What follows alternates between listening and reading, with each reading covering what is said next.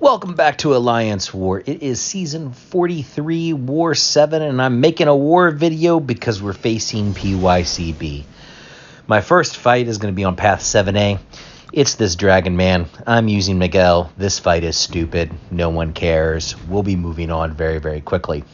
I do want to say that during the extended off-season of my time away, I sent all of pycb fruit baskets, so these guys like me now, whereas before, not so much. All right. Next, I'm going to take this Sassy on 21. Sassy on 21 is nasty little placement because the power efficiency, him and Wrath is just going to be throwing special after special after special.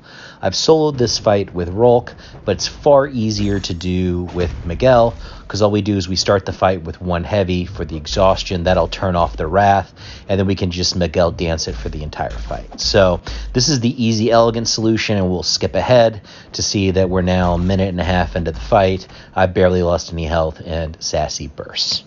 Now, the one real interesting fight of this particular war for me is Kitty Pryde here on node 22. Ideally, this is a Guardian fight with this global, but I've had to do this fight in SSX with Miguel, and so I signed myself up for this particular war. What makes this node particularly tricky for Kitty, and therefore for Miguel, is the aggression prowess, which means that every time that she dashes in, she's going to be phased. So the key here is that I'm going to wait till she backs up, the phase drops off, and then I can hit her block. Miguel is a cheat code against this global. His Wither absolutely turns off the power gain from the prowess effects.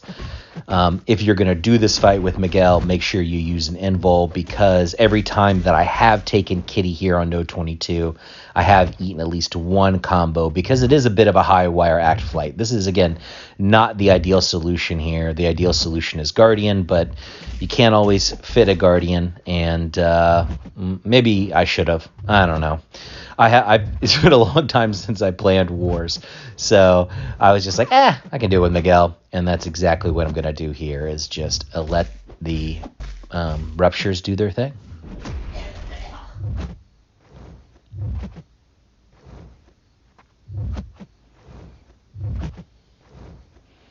Last time I did this fight, I think she ended with 50 prowess on her.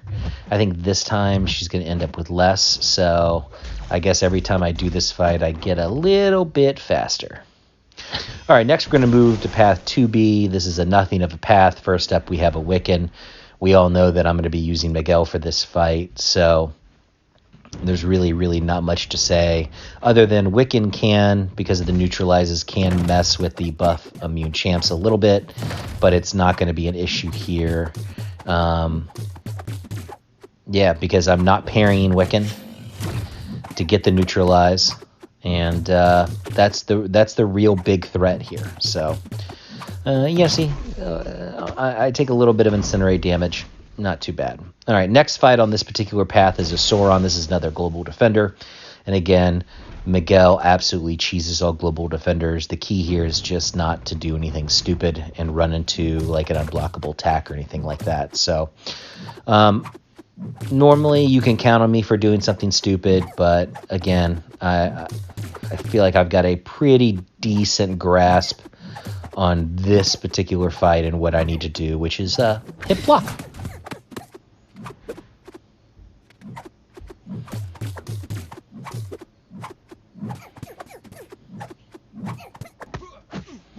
All right, Sauron down. Next fight, big meanie PWF made me bring Ultron on this team, and now I finally get to use him for this Domino on node 46.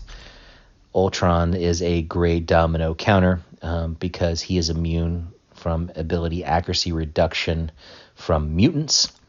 His functions will still trigger, so he's got the forgiveness of the 2 regions. So this is a really easy sort of fight for Ultron. It does take a little bit of time. We'll just skip ahead, and we can see 2 minutes later this rank 5 6-star Domino is going to go down. Pretty easy stuff. All right, my last fight this war is a bishop on node 50. This is the safeguard node, but as we've seen already with Kitty and Sauron this war, Miguel absolutely doesn't care about your global defenders.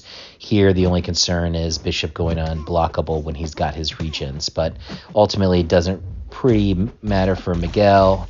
I get pretty close to losing my wither in this fight just because of, some bad dexing, but in the end, Bishop drops, Clown solos, no deaths in a war for me, and most importantly, 4 Loki picks up the win. See you in the next life, Jack.